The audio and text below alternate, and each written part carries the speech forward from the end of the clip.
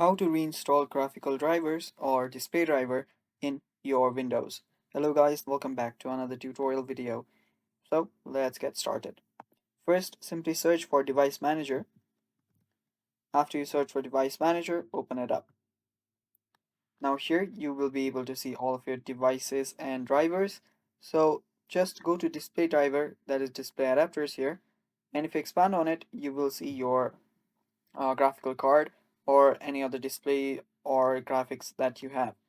After you do that, you can simply double tap on it and it will open up. Now, as you can see right here, it shows device status under here.